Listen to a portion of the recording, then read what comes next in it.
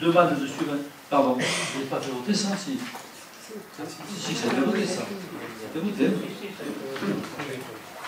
Donc, point 8, demande de subvention pour l'aménagement de la RD 914, centre urbain, front de mer, annexe C. Donc, le front de mer regroupe toutes les qualités des usages pour devenir un lieu exceptionnel. Et cet axe structurant qui est la rue principale de la ville porte également les difficultés d'un lieu actif, intense et traversé par la route départementale 914. L'aménagement du front de mer s'inscrit dans une vision globale à l'échelle de la ville, mais également dans un projet plus général de développement du territoire. De manière transversale, le projet vise à amplifier l'identité de la ville, son attractivité, sa sécurité, sa propreté. La voie sera apaisée sans réduire ni sa capacité ni sa fluidité. Elle sera calibrée à 100 mètres. Un plateau partagé sera intégré, les deux roues pris en compte. L'hôtel de ville et ses abords seront réorganisés dans un espace public solennel et jardiné en lien avec le parcours scientifique. La place Paul Rech et le Mail de la Sardane seront aménagés pour accroître leur convivialité, leur capacité d'accueil des événements et festivités. La place d'accueil de l'Office du tourisme sera remaniée pour améliorer l'accueil des visiteurs. À moyen terme, le transfert de l'Office du tourisme et l'élargissement du franchissement de la rivière sont inclus dans l'étude. Les terrasses des commerçants seront modernisées, réorganisées, réglementées pour un meilleur accueil des clients, pour une image plus positive des activités et pour une plus grande synergie avec la rue Saint-Pierre. La place du Général Bassère subira une refonte complète pour valoriser la vie locale, la ville ancienne et l'accès au parcours patrimonial dans les pas d'Aristide. Un jardin belvédère sera aménagé pour valoriser la place. Le belvédère du Cap d'Aune sera aménagé pour mettre en valeur sa singularité paysagère et son point de vue naturel. Il constituera un signal, un repère dès l'entrée de la baie. Les travaux seront décomposés en 3 phases. Une tranche ferme qui s'étend de la rue Thomas Pascal jusqu'à la sortie du pont de la Baillerie, évaluée à 2 millions. Une tranche conditionnelle 1 depuis la place Bassère jusqu'au parking du Boulodrome, évaluée à 500 000 €. Et une tranche conditionnelle 2 depuis la rue Pascal jusqu'à la place du Général Bassère, évaluée à 700 000 €. Le maire demande au Conseil de l'autoriser à solliciter les aides financières auprès de l'Europe, de l'État, de la région, du Conseil départemental, au taux le plus élevé possible. Est-ce qu'il y a des personnes qui souhaitent réagir?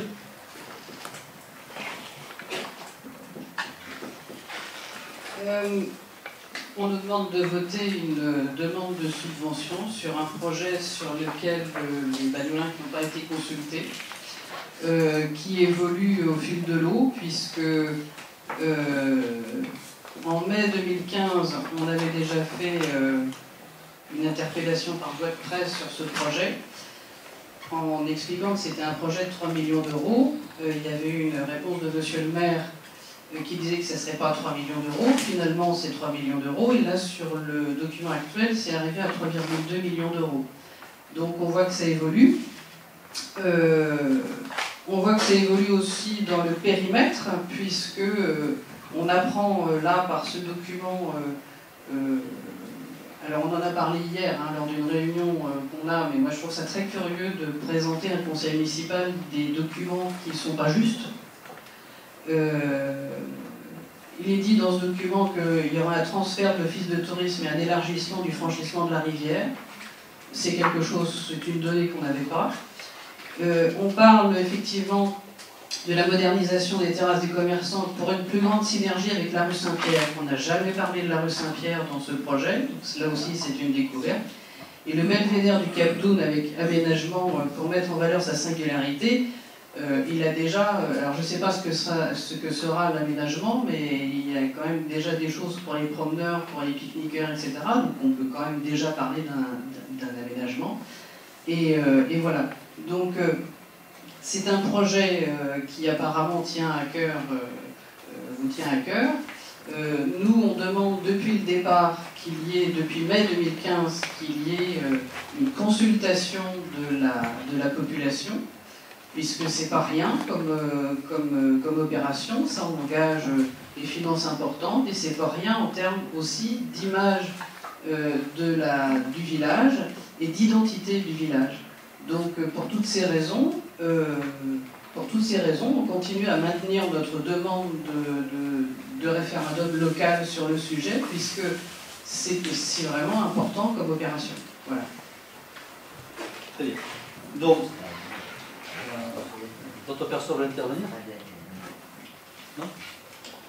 Donc, j'entends bien ce que vous dites. Vous imaginez que je ne suis pas tout à fait d'accord avec vous.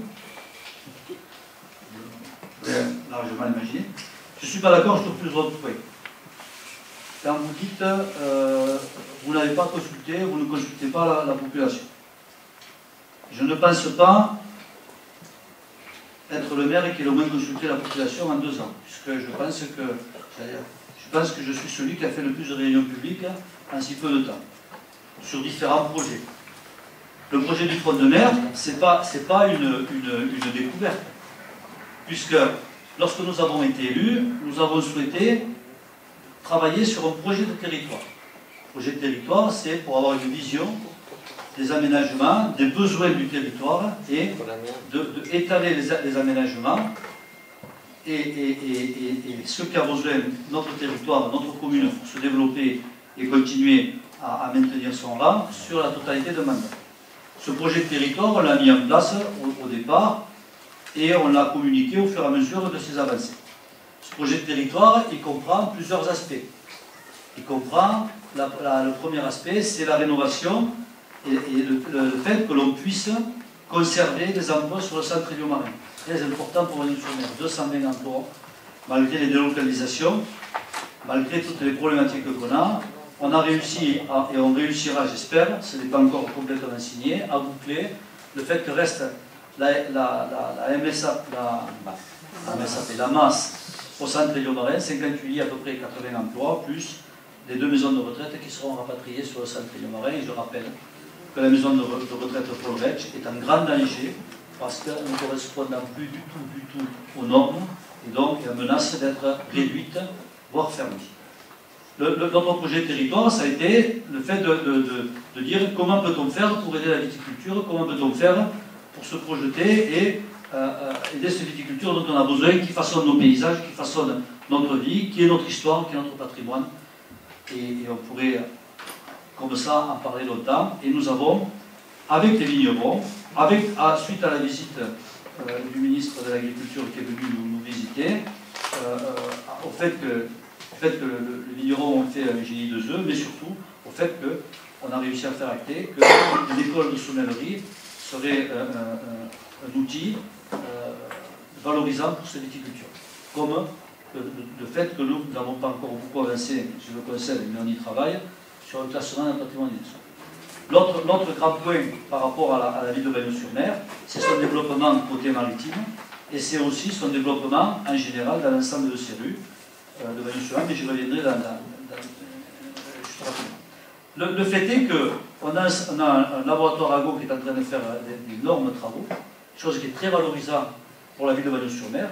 12 millions d'euros d'investissement, 4 millions d'euros, 4 millions d'euros mis par les laboratoires Fabre, un biodiversarium marin qui va passer de 200 mètres à 1200 mètres carrés, avec une volonté de recevoir 4 500 visiteurs par an, y compris les classes de mer, y compris tout un tas de visiteurs, avec un partenariat avec le laboratoire Fabre, créateur d'entreprises, de micro-entreprises et de pépinières d'entreprises, avec tout ce que vous savez, je ne vais pas vous faire l'article, on le sait tous. Donc l'importance de ce laboratoire AGO, très forte. Sur ce projet de territoire, en partenariat avec le laboratoire AGO, et j'ai déjà communiqué dessus, mais je le dis parce que après vous allez me dire, mais vous ne communiquez pas. Donc je le redis. On a pris en cause la réalisation du parvis laboratoire AGO. Parvis laboratoire AGO, sur lequel 510 000 euros d'investissement nécessaires pour arranger le parvis laboratoire AGO, avec le cheminement scientifique. Sur ce budget 510 000 euros, la commune participera à hauteur de 170 000 euros, c'est l'engagement qu'on avait pris, et le reste, j'ai eu encore la subvention annoncée qui a été promise et actée par la région. Nous avons obtenu 195 000 euros des services de l'État, 45 000 euros de la région, 60 et quelques mille euros du département, 60 000 euros du 1% artistique pour le laboratoire AGO, etc., etc. 510 000 euros d'investissement, 170 000 euros de participation de la commune, avec la mise en sécurité d'un arrêt de bus dans les 2 sens de la route pour que les personnes qui visitent le laboratoire AGO, notamment les scolaires, puissent monter et descendre dans les bus à toute sécurité. Et, bien entendu, il y a dans notre projet de territoire la réflexion de la rue principale Bagnols-sur-Mer, parce qu'au départ, il s'agit bien pour moi, et c'est très clair, moi qui suis natif de Bagnols-sur-Mer, de la rue principale de Bagnols-sur-Mer, qui, en l'occurrence, est notre front de mer et qui a besoin d'être aménagée. Front de mer qui a beaucoup d'usages. Pour faire ce front de mer, pour revenir à ce front de mer, on a, dans un premier temps, consulté l'école d'architecture, d'urbanisme, un master à Perpignan, qui est venu, ce sont des étudiants, vous y êtes d'ailleurs venus assister à une réunion. Si, vous êtes venu assister à une réunion. Non, je me suis invité à la visite préparatoire le 15 avril, après parution de l'appel d'offres. On n'était au courant de rien avant. Non. Ah, non. Nous avions eu non, il n'y avait pas d'appel d'offres. Non. L'appel d'offres est passé le 3 avril 2015 pour le front de mer. Nous avions un conseil municipal le 2 avril. La visite préparatoire s'est passée le 15 avril. Nous avons découvert l'existence de ce projet par la parution de l'appel d'offres dans l'Indépendant. J'ai toujours dit qu'on faisait d'abord venir des étudiants pour qu'ils fassent un diagnostic du front de mer. Ils sont venus. Vous avez assisté à la visite avec eux. Vous avez eu le sentiment que je vous ai empêché de venir, pas du tout. Et vous êtes venus dans cette salle et vous avez pu poser des questions que vous avez voulu. Le 15 avril. 15 avril. Quand vous avez voulu avoir plus de renseignements par rapport à l'étude des étudiants, je crois que c'est M. Colomine, mais je ne l'accuse pas parce que ça pourrait être lui ou l'autre, qui est venu me donner des précisions. Je lui ai donné le livre que m'avaient remis les étudiants pour qu'il étudie tranquillement chez nous. Donc, je n'ai pas rien voulu cacher et pour moi c'était clair. Mais ce n'était qu'un diagnostic par rapport à ce qui peut se faire. Ensuite, à ce diagnostic, ou pendant ce diagnostic, on a lancé un appel d'offres pour choisir un bureau d'études qui assurerait la conception du front de mer. Pas la réalisation, la conception du front de mer. Quand on a fait cet appel d'offres, on a fait ça normalement dans les règles. On a réuni la commission des appels d'offres à laquelle participait un de vos représentants et au vu de différentes propositions qui nous ont été faites, nous avons choisi un bureau d'études. Et ce bureau d'études a travaillé, nous a fait des propositions, il y a eu des échanges entre nous-mêmes et le bureau d'études et il a été organisé ici même un séminaire. Si je ne me trompe pas, M. Marty a assisté, pas en totalité, mais pour des raisons de travail, mais a assisté à une partie du séminaire. Et M. Colomine, je suis désolé de le nommer, mais je ne veux pas le mettre en cause, et je ne le regrette pas, et c'est avec plaisir, et demain il continuera à venir, jusqu'à plus soir. Est venu et assisté à la totalité du séminaire, a pu poser les questions qu'il a souhaitées, et a pu avoir les explications qu'il a souhaitées. S'il ne vous les a pas retransmis, je le regrette, et puis je vais vous au courant de rien. Je suppose qu'il l'a fait, et en tout cas, ça ce n'est pas mon affaire. Suite à ça, le bureau d'études a peaufiné son projet. J'ai organisé une réunion publique avec les commerçants. D'abord avec les commerçants, vous y étiez. Et ensuite, le lendemain, avec le bureau d'études qui a donné les explications nécessaires, qui a répondu à toutes, je pense, à toutes les questions. Et ensuite, on a organisé une réunion publique ouverte à l'ensemble des Bagnolais, qui est venu, il y avait 150-200 personnes, je ne sais pas compter très franchement, qui a été filmé d'ailleurs, qui a été consulté sur Bagnols Info, et je remercie M. Card pour le travail qu'il fait, et qui a été consulté hier matin, je ne l'ai pas regardé aujourd'hui, il y avait 1300 ou 1400 personnes qui l'ont consulté. Donc on peut considérer que les 1300 ou 1400 personnes qui ont ouvert leur ordinateur pour regarder le projet, certaines étaient seules, mais d'autres étaient 2 ou 3. Donc on peut considérer que ce chiffre est à minima. Donc je pense qu'il a été longuement, en tout cas ça a été vu par les gens de Bagnols ou de l'extérieur. Suite à ça, on a fait des parutions dans le bulletin municipal, et moi je me promène, je pense que je suis quelqu'un d'assez abordable. Vous m'arrêterez si je pensais que je ne suis pas abordable, je pense que oui. Et je n'ai pas eu une levée de bouclier, je n'ai pas senti une opposition forte par rapport à ce front de mer. Au contraire, j'ai beaucoup de questionnements. Après, qu'on me dise, mais on me dit, mais sur la photo que vous avez présentée, c'est pas moi qui ai fait la photo, ni le montage, vous en doutez bien, les bancs n'ont pas de dossier. Les bancs auront un dossier. La couloir, je ne sais rien. Il y aura des aménagements qui seront faits. Comment est repositionné le golf miniature? Le golf miniature, je l'ai dit en réunion, il existera, il continuera d'exister dans une taille qui lui permet d'exister. Je les ai rencontrés, il y a des bonnes personnes bienveillantes qui sont allées les énerver un peu, ces personnes-là, en leur disant que si, que là, que si on n'a pas vu sur la photo, tu te rends compte, non, le golf existera. Déjà, l'architecte est revenu me voir pour différentes raisons, pour des réajustements techniques. Je lui ai demandé, et j'ai demandé, parce que je savais qu'on était en train de mettre le doute dans l'esprit de monsieur et madame Desmarty et de leurs enfants, je les ai reçus avec l'architecte, et non, pardon, je dis un mensonge. J'ai demandé à l'architecte d'aller les voir, pour les rassurer, pour continuer à discuter avec eux, pour essayer d'avoir un projet qui puisse satisfaire les aspirations de la commune et les leurs. Je les ai rencontrés après. Ils semblaient rassurés. J'ai rencontré de nouveau les enfants qui ne sont pas partis en me jetant des cailloux, qui semblaient rassurés aussi. Voilà. Donc, le projet du front de mer, au fur et à mesure, c'est un projet qui avance et qui trouvera sa place dans ma vie. Quand vous me dites un projet qui va modifier la structure de la ville, je vais vous répéter ce que je vous ai dit lorsque vous êtes venu me voir, je vous en remercie d'être venu parce que je trouve que c'est intéressant qu'on puisse discuter. Je vous ai dit, la structure de la ville de Bagnols-sur-Mer, et moi j'y suis né à Bagnols, je ne suis pas le seul, plein d'autres gens y sont nés. Moi je suis né à la Basse, à la pointe de la Basse, à la Pergola, que tenaient mes parents. La structure du front de mer et du devant de mer de Bagnols-sur-Mer, il s'est modifié au fur et à mesure des années.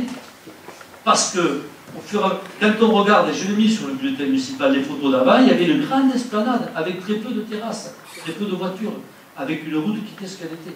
Et au fur et à mesure, l'empiètement des commerces et l'empiètement des terrasses a modifié le front de mer. Donc, l'idée et la vision que nous avons par rapport, et qu'on a demandé de retranscrire au concepteur du front de mer, c'est justement de revenir à l'essentiel, d'avoir un front de mer qui soit ouvert, accessible à tous, et qui soit d'espace partagé. Qui soit d'espace partagé pour les piétons, pour les voitures, que les personnes à mobilité réduite puissent se déplacer confortablement, mais aussi les mamans, mais aussi des amoureux qu'on a tous été, on se promenait avec nos fiancés sur le front de mer et on prenait tout plaisir, mais aussi les papis qui vont faire la yak et qui vont discuter sur le front de mer, parce que ce front de mer, il a une fonction de rassembler et de vivre ensemble avec nous. Donc loin de nous l'idée de vouloir, comme vous pouvez le penser, modifier la structure du front de mer, au contraire à l'améliorer. Quand vous me parlez du prix, vous me dites 3 millions d'euros, c'est une somme. Effectivement, c'est une somme.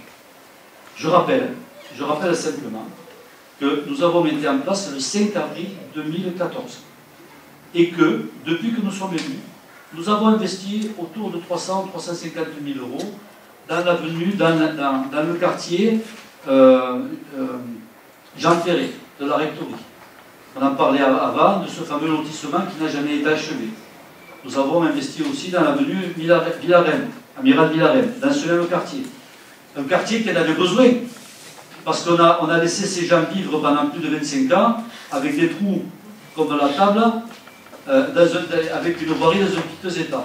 Dès qu'on est arrivé, on a mis 300 ou 400 000 euros pour ces personnes-là. Ensuite, on a fait une rue qui était promise depuis longtemps, mais qui n'était pas faite. On a fait la rue des Orangers, 1 200 000 euros. Et je peux vous dire que les habitants de la rue des Orangers, en tout cas, ils ont l'air tout à fait satisfaits.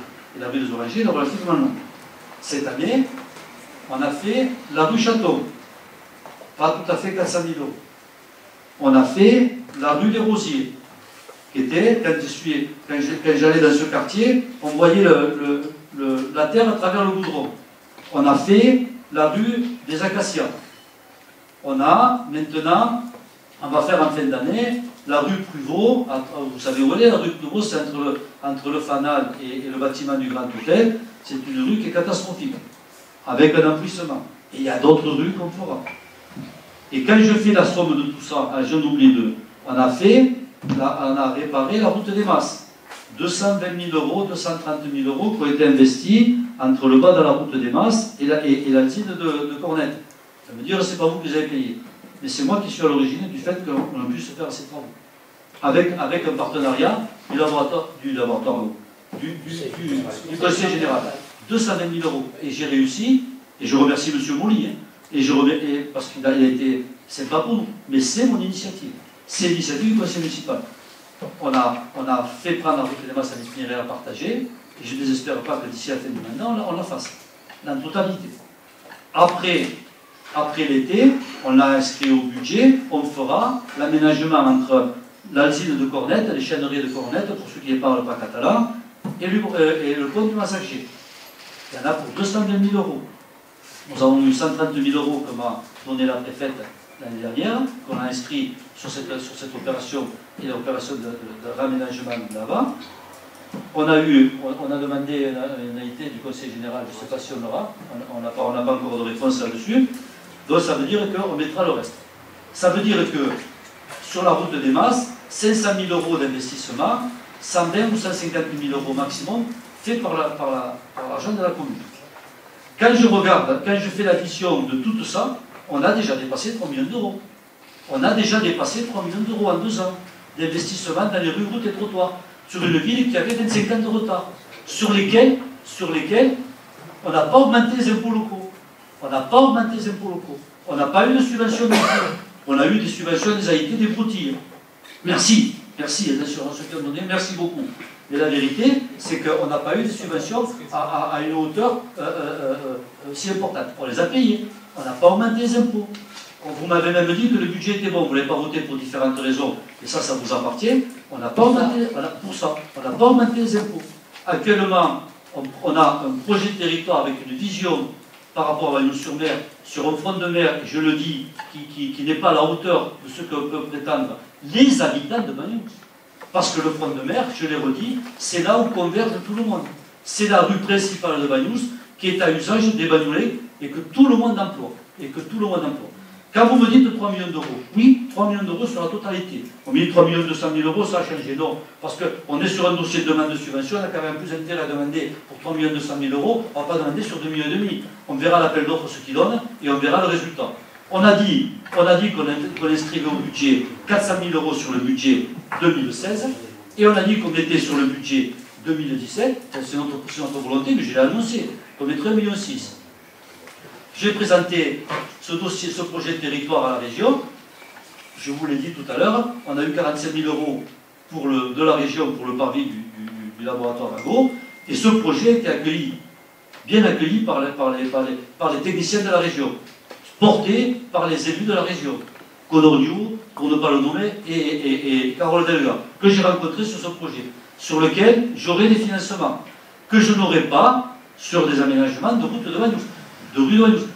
Parce que c'est un projet qui a un intérêt touristique, parce que c'est un projet qui a l'intérêt de relier le centre-ville de Bagnols-sur-Mer, le port qui a un intérêt touristique et qui a un intérêt au niveau de l'emploi et au niveau de la croissance bleue sur laquelle tient particulièrement la région, et aussi qui a un intérêt d'amener des gens autour du laboratoire Ago. Quand on dit que devant le parvis de l'hôtel de ville, nous voulons aménager un espace partagé pour que ce parvis devienne un lieu central et que de ce parvis, on puisse orienter les gens sur les politiques touristiques qu'on veut développer, la première à travers Mayol, dans l'EHPAD d'Aristide Mayol, sur lesquels on a un gros succès qui va fréquenter le Capoun. Et moi je remercie les habitants du Capoun qui fleurissent et qui aménagent ce quartier. Et maintenant, en partenariat avec le laboratoire Ago, la création d'un cheminement scientifique dont le principe c'est de l'infiniment petit à l'infiniment grand pour les amener jusqu'au laboratoire Ago, où il sera créé un cheminement scientifique, etc., etc. Donc tout ça, ce n'est pas, comme vous le dites, un projet auquel tient le maire, et je ne me suis pas levé un jour du 4 matin en disant ce carrelage il est moche, finalement on va le changer. L'idée qu'on a eue, c'était d'avoir une réflexion commune sur le devenir de Bagnols, quels étaient les points sur lesquels on pouvait avoir une action de manière à pouvoir participer au développement de cette ville. Tout est contestable. Vous n'êtes pas d'accord avec ça, c'est votre droit. Vous me dites maintenant, alors qu'on est à 2 mois de commencer les travaux et que j'ai consulté la population, en tout cas à mon sens. Il faut que vous consultiez, que vous allez faire un référendum. Alors je veux juste m'arrêter là-dessus pour vous dire que on vient de vivre des référendums dans un autre pays je ne pense pas que le résultat de ce référendum enthousiasme les gens. Et j'ai même l'impression que ceux qui ont porté ce référendum se sont vite, comment je pourrais dire, débinés, ou en tout cas n'ont pas assumé la responsabilité de ça. Par rapport à l'idée référendaire, en disant soyons plus démocrates et allons faire une consultation, bien sûr, sur la pureté du propos, bien entendu, mais la vérité, c'est que ça fait 2 ans que nous sommes élus, ça fait 20 ans que ce village a vécu des guerres intestines, et moi je me suis employé, et si c'est une chose que je retiendrai en fin de ce mandat, si j'ai réussi, en tout cas pendant ces 2 ans, c'est le sentiment que j'ai, c'est d'avoir plus ou moins pacifié cette ville et rendu cette ville beaucoup plus calme et beaucoup plus vivable, parce que ça me paraissait étouffant à un moment, que parce qu'on avait des opinions différentes, on s'écharpait, on se disait des noms d'oiseaux, et que les gens arrivaient à se fâcher par rapport à ça. Ça, c'est mon raisonnement, qui est bon ou pas bon, mais c'est mon raisonnement.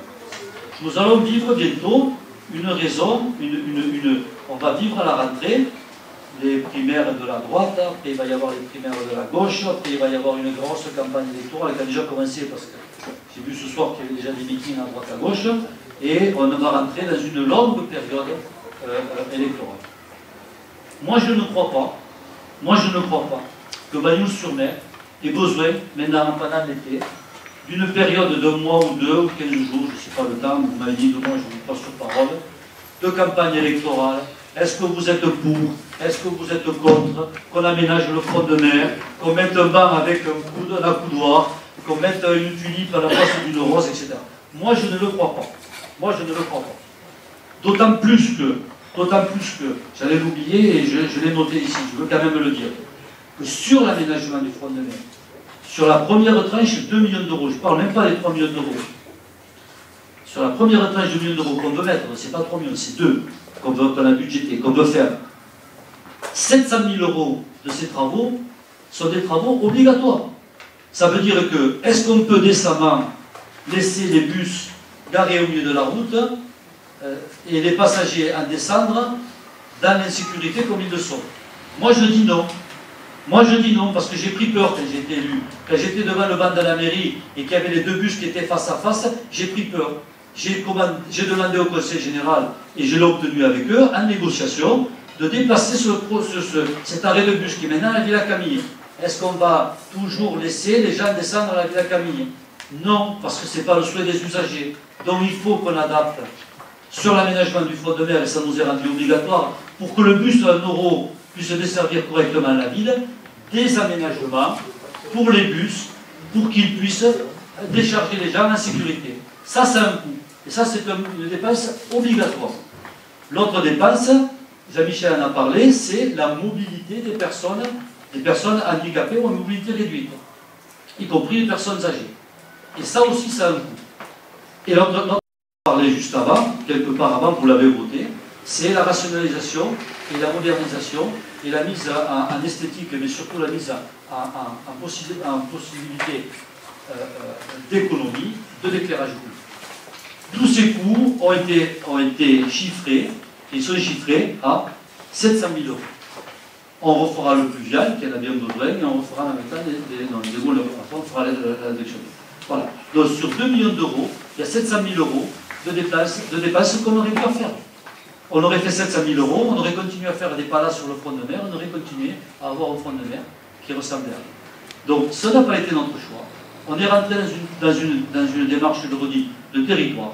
Ce front de mer, je vous l'ai dit, je ne connais pas encore le montant, mais je suis persuadé que ce sera relativement conséquent, sera soutenu par la région et nous serons des subventions par rapport à ça. Une fois que ces 2 millions d'euros d'investissement seront mis sur le front de mer, je n'ai pas dit, je ne me suis pas engagé, puisque vous le lisiez, comme moi nous sommes sur les tranches conditionnelles, qu'on les ferait. J'ai l'intention, j'en ai déjà parlé avec les habitants et j'en reparlerai, j'ai l'intention de revenir sur les rues, routes et trottoirs de Bagnols-sur-Mer, parce que je veux qu'on intervienne sur le bas du Miramar. Et je dis ça, je le cite en exemple, alors que les gens m'écoutent ne disent pas si je ne les ai pas cités, qu'ils sont oubliés. Moi je suis ouvert à tout et on peut discuter. J'ai eu des demandes sur le lotissement de Micoupouli. Je sais que le quartier du Cap d'Oune a besoin d'aide de réflexion. Je sais que le Puy-del-Mas en a besoin aussi. Je sais que le lotissement du Pardal est en attente qu'on refasse la voirie. On y ira, on va le faire. Et d'autres, on me parle du coup d'enquête, d'autres. Pardonnez-moi aux gens que je n'ai pas cités, mais je suis ouvert et on ira. On ne fera pas tout. On fera pas tout. Peut-être que je solliciterai un deuxième mandat pour le faire. Ça, c'est une autre histoire. Mais la vérité, c'est que le front de mer fait partie des gens de Banyuls et on n'oubliera pas les gens de Banyuls. On fera 2 millions d'euros et après on ira ailleurs. Et après on verra si on revient sur le front de mer. C'est les engagements que j'ai pris à travers mon équipe ici et que je redis ici d'une manière très claire. Donc, je ne suis pas favorable, pour toutes les raisons que je vous ai dit, à faire un référendum. Voilà. Je sais que vous avez lancé une pétition. Vous imaginez que, bien entendu, j'ai lu le texte, je n'en suis pas d'accord dessus par rapport à la manipulation ou l'interprétation que vous faites des chiffres. Mais ça, c'est votre affaire et ça regarde, entre guillemets, vos supporters. Voilà. Donc, je pense que j'ai été assez précis, un peu long, mais ça mérite des explications. Voilà. Donc, je vous propose de passer au vote. J'aimerais juste terminer qu'effectivement, s'il y a 1345, si effectivement il y a 1345 personnes qui ont regardé la vidéo sur la réunion, c'est peut-être 1345 personnes qui voudraient dire quelque chose. Voilà. C'est tout. Et en tout cas, alors, je ne peux pas vous laisser dire ça, pour différentes raisons. Parce que les 1345 qui ont regardé, avant que vous fassiez votre petite campagne, qu'on fasse un référendum, il n'y en a pas une qui m'a écrit. Il n'y en a pas une qui m'a téléphoné, il n'y en a pas une qui m'a dit, monsieur le maire, il faut qu'on parle du front de mer. Je ne parle pas des gens qui... Il n'y a personne qui m'a agressé, ni même personne... Il y a des personnes qui m'ont dit, je le redis, le banc, où c'est qu'on mettra le canon, on ne l'a pas vu, oui, le canon, on ne va pas l'enlever, on ne va pas le jeter à la mer, la statue à Sardane, bien sûr qu'on va le remettre en place, etc., etc. Il n'y a personne qui m'en a interpellé ou qui m'a fait preuve de votre idée de référendum. Voilà. Après, chacun fait ce qu'il veut. Vous estimez que Banyuls a besoin d'une campagne électorale, vous l'amènerez à travers votre action référendaire. Moi, je n'y souscrirai pas, je vous le dis, parce que je pense, en dehors je pense que ce n'est pas bon pour la ville. Ce n'est pas bon pour la ville de se déchirer pour un truc comme ça. Ce n'est pas bon pour la ville. Voilà. Je voudrais qu'on passe au vote maintenant. Est-ce qu'il y a des personnes qui s'abstiennent? Est-ce qu'il y a des personnes qui sont contre? Donc je note que vous êtes contre le fait qu'on demande une subvention pour le front de mer. Évidemment, parce qu'on est contre un projet. Non, mais je le précise. C'est une demande de subvention. C'est une interprétation qui vous appartient. Tout à fait. Mais comme vous avez interprété, je ne suis pas d'accord, vous me permettrez d'avoir une interprétation sur laquelle je n'êtes pas d'accord. On est bien d'accord. Et on reste toujours dans les mêmes relations que nous avons, parce que moi, ça ne change pas. La preuve. La preuve. Le point 9 de l'ordre du jour, c'est la sollicitation de subvention pour travaux d'assainissement.